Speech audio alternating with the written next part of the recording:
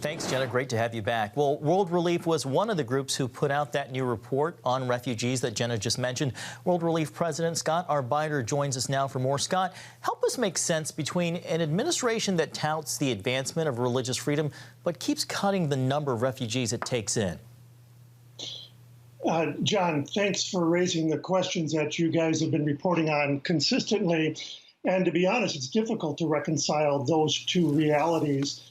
We've had principled conversations with many people at a variety of levels in the government, and we do believe that there are some who legitimately want to address this issue on a broad basis. But the reality is that while the administration has made some significant progress in international religious freedom, and we commend them for that, at home, we are not doing what we have done for a generation. For 40 years, the United States has been known as a safe haven for some of the most persecuted people in the world. And the plurality of those people have been persecuted Christians, while people of other faiths have rightly also been admitted. But the dramatic decline in that, as was mentioned before, 90% under the administration, and in some nations, such as Iran, where there is state-sponsored persecution of Christians, that number has been reduced by 97%.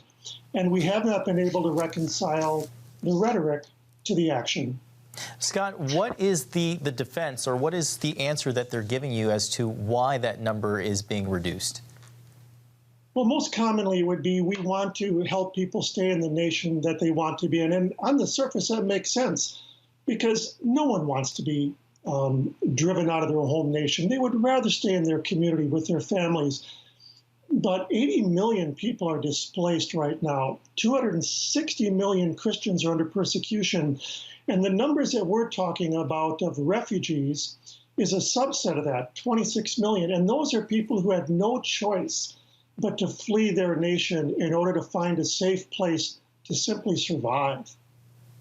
How has the last 3 years of severe cuts affected the refugee community, both here and around the world? Well, in a number of ways. First of all, for the refugees who are still in the camps, they're losing hope because they have no right to work. They have no access to education for their children.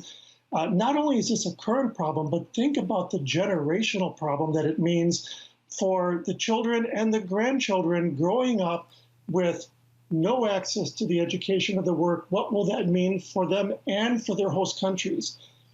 But for those refugees who have been settled to the U.S. and have been awaiting family members to come, their hope has also been cut to shreds because the lack of numbers of refugees being resettled means that their family members, even some of them who were cleared, some who had tickets in their hands, have now been cut off from being resettled. So families remain separated.